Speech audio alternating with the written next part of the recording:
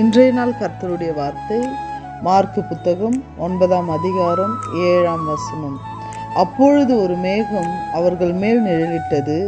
இவர் என்னுடைய நேசகுமாரன், இவருக்கு செவி கொடுங்கள் என்று அந்த மேகத்திலிருந்து ஒரு சத்தம் உண்டாயிற்று. ஆம் தேவ பிள்ளைகளே, ஆண்டவராகிய இயேசு கிறிஸ்துவும் பேதுரும் யோவானும் மலையின் மேல் இருக்கும் பொழுது இயேசுவோடு கூட மோசேயும் எலியாவும் இருந்தத காட்சியை அவர்கள் கண்டார்கள்.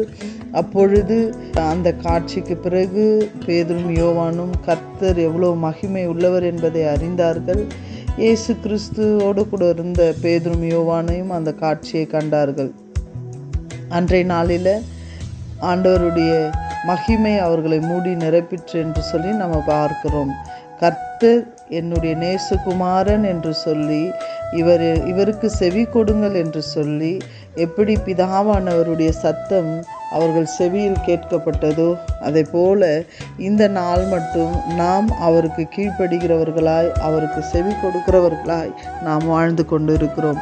நாம் மாத்திரம் அப்படி அல்ல, நமக்கு பின்பாக வருகிற ஒவ்வொரு ஜென்ரேஷனும் அப்படி தான் வாழ வேண்டும். அதை தான் பிதா விரும்புகிற ஒரு காரியமாக இருக்கிறது.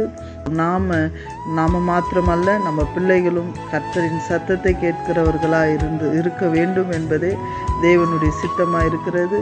God bless you.